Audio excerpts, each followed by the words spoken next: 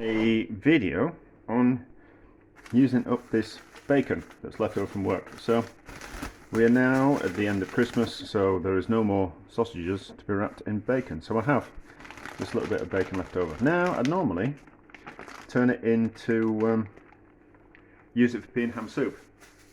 Going to pretend it was ham and just turn it into pea and ham soup, or make a chicken and ham pie out of it, or something like that. But I want to have a go at something. I want to have a go at making something. I want to make some meatballs, but I don't want the regular size meatballs. I want smaller meatballs. So I'm going to use this to make the meatballs. I've done it before, but what I did do before was, because bought bacon I found a little bit too salty, I soaked it in water to get rid of some of that saltiness. And I kind of thought, well, I don't know why I bothered doing that, because if we just omitted salt from the rest of the recipe, so like the tomato sauce that we cooked the meatballs in, then the saltiness of the bacon would kind of equal all that kind of out. As long as we don't add any more salt into what we're actually doing, it should be okay. And then it cuts out that faffing of rinsing the bacon in some water overnight. So that's what we're going to do. We're not going to rinse it, we're just going to mince it. So there's about 850 grams, so that wants about 50 grams worth of bread,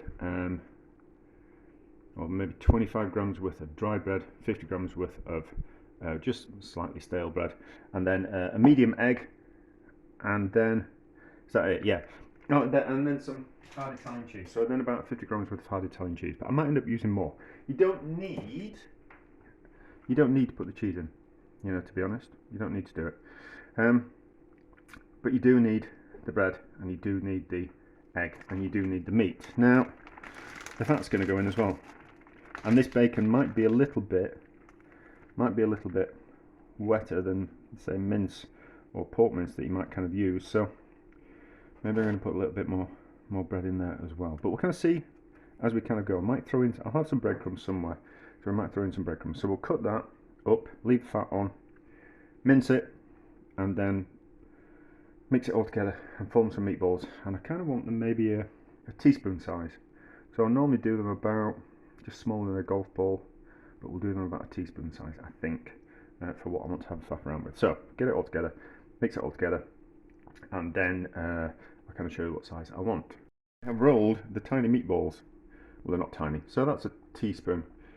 And I suppose the palm of my hand's not really a good gauge of how big they are, because obviously it depends on the size of your hands. I suppose I've got average size hands, but anyway, so let's weigh them. So they weigh about 11 grams, so about 10 grams each. Now that's those. So what we're going to do is I'm going to grill them at the top of the oven. It's not actually the grill; it's actually a salamander. Salamander's heat comes from the top. Grill, I think, comes from the bottom. Think barbecue. And then there's braziers, which heat from both the top and the bottom. But anyway, so we're going to grill those, get them crispy, and then I'm going to cook them in. I've just made a simple tomato sauce, so four small onions and 3 tins of tomato, cheap tin tomatoes. I'm going to pure that down, and then we're going to slowly cook those in the oven in that tomato. I put a little bit of tomato in that without thinking. Put a little bit of salt in with that tomato.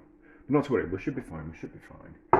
Now, for my own interest, and because I'm a filthy animal, I was cooking some bacon for a chicken ham pie, and I pulled all the excess amount of fat off the bacon and the skin from a ham, and I rendered that down so to get the lard out of it. So I rendered the lard, and I'm going to end up with this lovely bacony lard, which I'll use for something else. But this is all the mince bits that are left over, so the bits of skin and the connective tissue and all that kind of stuff. Tasted it, it's kind of quite nice. And I was thinking, well, what I would do is I'd just puree it into the tomato sauce, and it'd enrich it. Like the fats come out of it, so all it really is flavoured bacon and gelatin with a bit of connective tissue. Probably don't want to hear it's connective tissue. That sounds far too medical. But anyway, so it's delicious. And I was kind of thinking, well, could we use that as a basis for meatballs?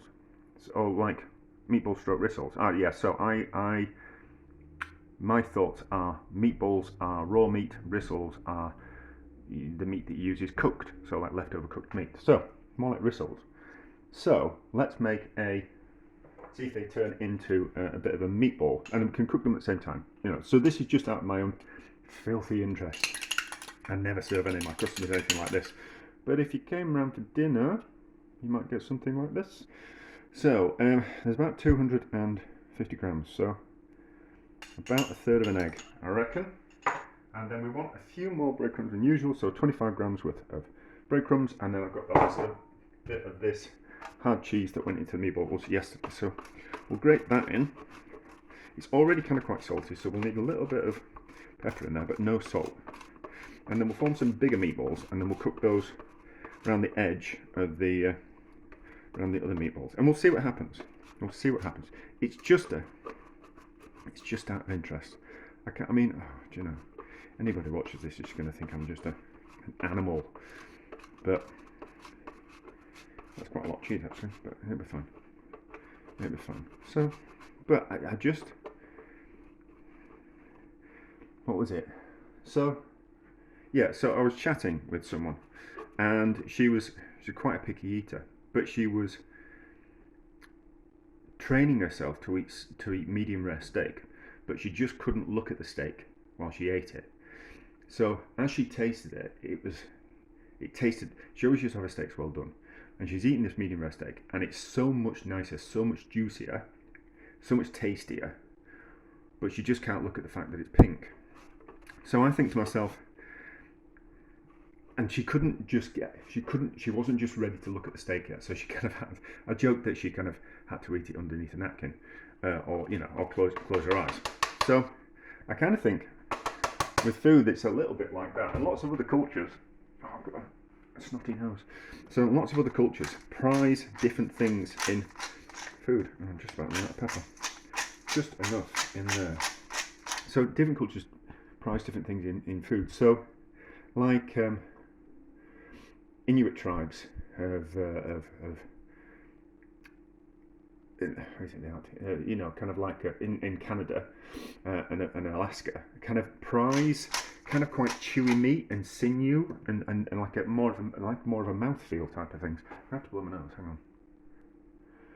Yeah. So we prize different cultures prize different kind of flavors and things. And if you can get your head out of that idea that something is gross, like my dad once made my sister eat some fat from a roast ham, and she was distraught, and she ended up crying. Although it's delicious, but like the thought of her, she didn't want to eat fat. She thought it was disgusting, so she was on little and she cried. So, but now you kind of like the fat's the best bit on the pork chop type of thing. So we kind of, a lot of the things that we find like disgusting, not really. It's not. It's just our brain's telling us that it's disgusting, but it actually isn't. So, give this a mix, and we'll see how it turns out. I warmed it slightly just to kind of quite melt it, but it looks like a rissole. It looks like a rissole. I think it needs a bit more. If it comes to, it'll probably come together better once it's cooked, so it might be a bit loose, but it's not going to. Do you want a bit more bread? Let's put a bit more bread in. Try not to gunk everything up. So the bread, extra little bit of bread in there because it might become still a little bit fatty.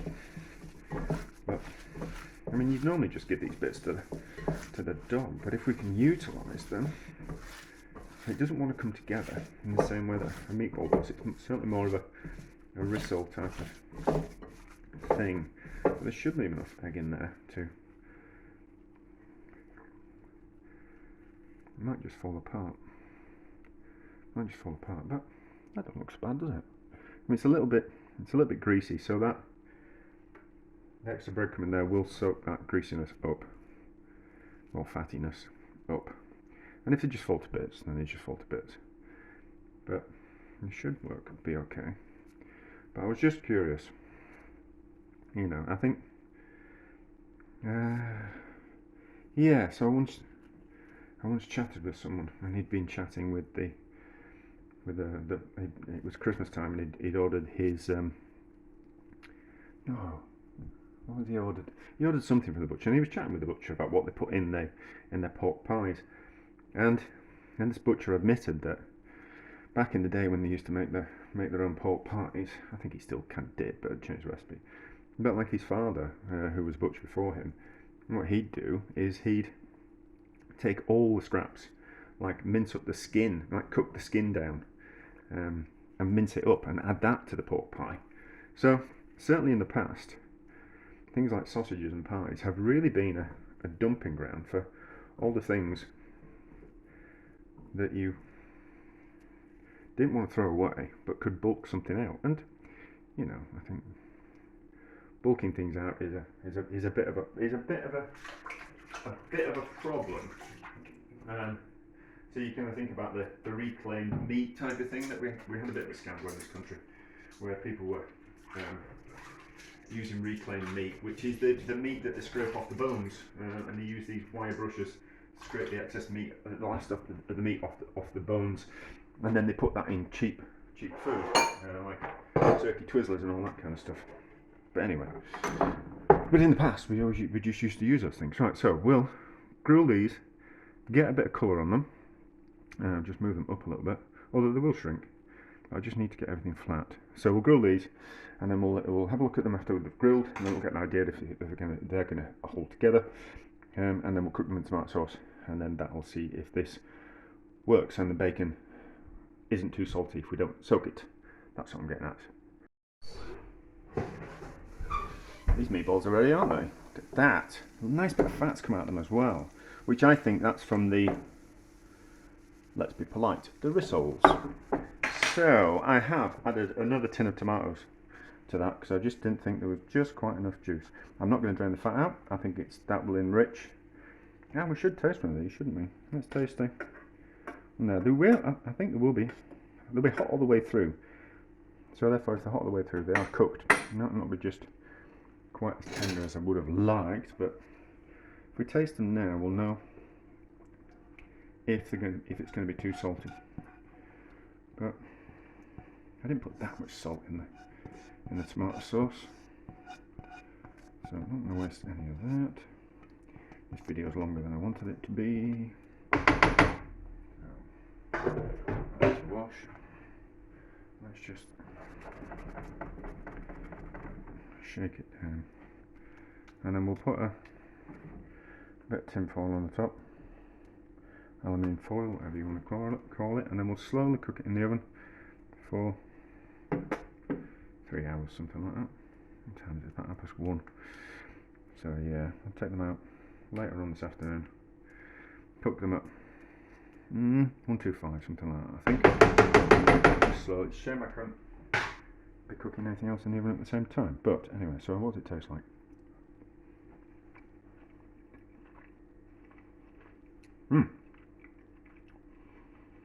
That doesn't taste like a normal meatball. That's nice. That's not too salty, nice and cheesy. So I think they're going to be delicious. And we don't need to soak the bacon if we're going to use it in meatballs, or use it as a mince substitute. There we go. But we'll see once it's all cooked, and we'll see what those are like as well. They've had a couple of hours, and I think they're ready. They feel nice and tender. Let's try the bacon ones first.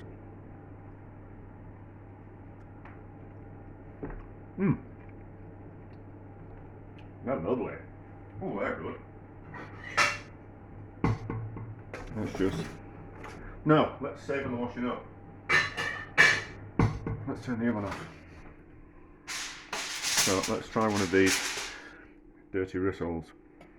That's definitely what we're going to call the video. Dirty Rissoles. Reminds me of one of my college lecturers. Can you see that? That's a bit dark, isn't it? That's a bit dark. wonder if it was dark before. Wonder if that reflection of that just changed it. Does that change it? Oh, there you go. We'll have to do it on a plate then, won't we? We'll have to do it on a plate. So, not for the faint of heart. Should I tell the story? No, because I'll have to swear if I tell the story of my college lecture.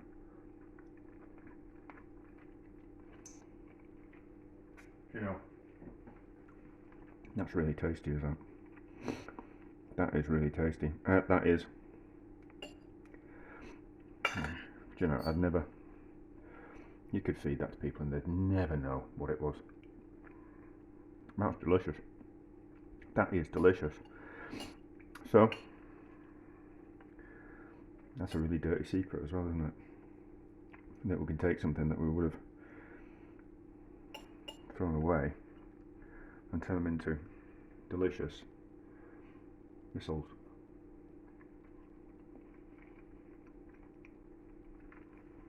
And it's a little bit smoky with the bacon as well that that was cooking.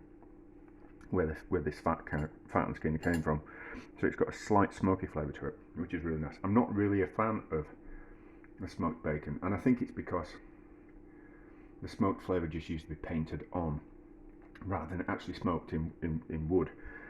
So I never really liked it. I always thought it was a bit too astringent, but that's lovely. Oh,